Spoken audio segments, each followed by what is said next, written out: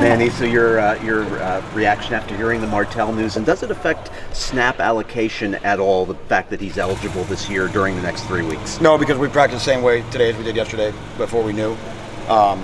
In my reactions, I'm happy for Tate because that was something that every day he was waking up and wondering, what his future was going to be, and I'm also I think he feels good, but I think everyone feels good because they feel like the right decision was made. These cases, they all rest on their individual laurels, and on the outside, no one really knows what the details are, and it's hard because people want to make assumptions.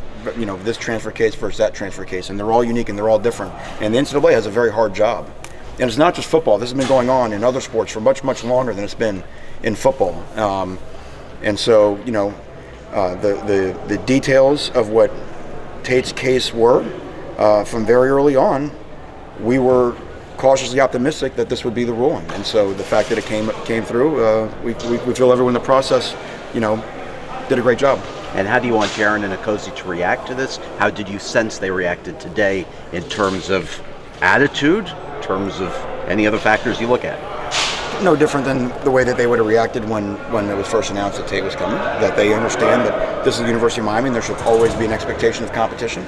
No doubt, no different than how Tate should react to Jaron and Nkosi every day at practice. This is going to be a competition, and we all want to talk about the quarterback for good reason, but we won't be who we want to be unless we have some really intense competition for playing time, at practice. And so that was the reason why with a lot of the transfers, and try to stir up some competition in our locker room. And it can be a tough process to have your future hang in the balance. How did Tate handle it? I know you said cautiously optimistic, but it had to be tough for him too, waiting. It was tough. I mean, you could see the strain get to him, and because it was, we might hear this week, and then that week went by, and the waiting is the hardest part. I mean, if you'd have known the decision was going to come on March 19th, okay, you just you wake up with sweaty palms on March 19th, but it was a process where you really didn't know. To his credit, what do? He just came out here and worked. So he was outstanding in our off-season program and just worked hard and done a great job in the weight room, and we just talk about controlling what you can control. Are you guys still waiting on a waiver for Asa Martin? You guys put one in? Do you know? No, I don't think that's the case. Okay. So he's not going to be eligible this year. That's not been our plan. Okay. Manny, just the thoughts on KJ and what he's been like since you got him here, and maybe just from the start of camp too.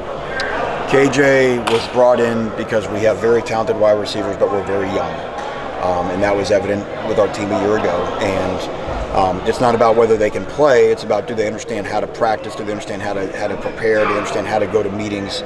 And by all accounts of what we heard from KJ at Buffalo, that he was a star in all those things, and in addition to the fact that he was a really, really productive player on the field. He has probably exceeded our expectations since he's been here.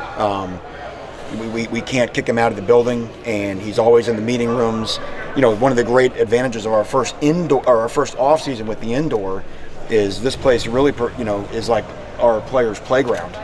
So they have the ability to come in here and catch balls out of the jugs, and what happens is KJ's doing it, and all of a sudden another guy will show up, and another guy will do it, and he starts to create habits in a room that didn't really have habits.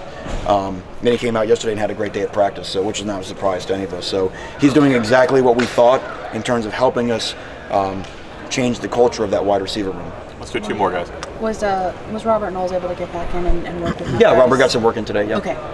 And I'm going to ask you about Pope and Jeff Thomas, if you could talk about them each. Thomas, from the standpoint of what you tell him when you reinstated him and how has he responded, and Pope from the standpoint of, I know late last season he sent a tweet suggesting he was unhappy about playing time. Did you guys talk when you became head coach, and did he feel good moving forward in the program from your sense? So starting with Jeff, what Jeff and I spoke about was what the program was going to be going forward. What some of his issues were, because on different sides of the ball you don't really know what was going on at that time, and really more than anything is where his heart was. There's no convincing that would have helped if he didn't want to come back. I think Jeff really never wanted to leave. I think Jeff's heart was still here in Miami. I think he wanted to be a Miami Hurricane and play with those guys in the locker room. So that gave us an in. I think once we kind of, laid out our vision of how things would be and how the structure of our program would be and how discipline would be handled. I think he was very receptive to that, not to mention, what would actually happen on the field. But really, the program is so much more than that, and I think just the way that it was going to be off the field is really what intrigued him. And, he's got a lot of people here that care about him, and I think that mattered to him. In terms of Mark, what my conversations to Mark has been is that he's not alone in terms of guys that have. I always say the best thing about being a freshman is you turn into a sophomore.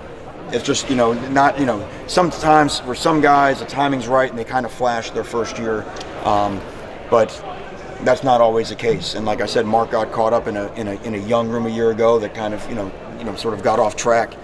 And I've told him, I said, you will certainly look back 20 years from now and you'll be happy you persevered through this year. But I said, even in 2 years when you're a junior, I want you to be the guy that I'm going to go talk to the freshman that's struggling, because it's just hard. It's hard because you have this expectation, and as we know about life, anytime we have expectation and it's not met, that leads to disappointment. So he's learning like all the guys, and again, he's it's like being a freshman all over again, because you got new terminology and all that. But I've just continued to tell him, if he just perseveres through it, there's going to be a happy ending. Andy, we're getting Mike Harley today. Can you say anything about it? He looked really good today, what we saw. Yeah, Mike is one of those guys. All of a sudden, flash of 9 and half of his college career is gone. He's going to be a junior and is one of our older guys in that room. A guy that loves to compete, loves ball, which to me, what we're trying to sort of rebrand ourselves with, he should be a guy that is right up our alley. He's a guy that was one of our top achievers in our winter quarter in on and off the field activity.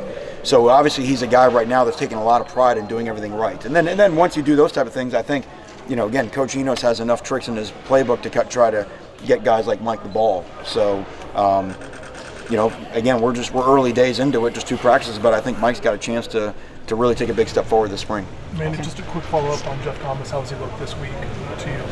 Jeff is he looks explosive. I mean, he's got a different gear, and you can just tell when he catches the ball, it's just a different speed, and that's what you saw him do against everyone we played a year ago. And again, and there's so many more ways to get him the football now, which I think is exciting. And I think when we really find out what who we're going to be and what we're going to be about and what everybody can do, I think Jeff will again be a guy that can be a big part of our success.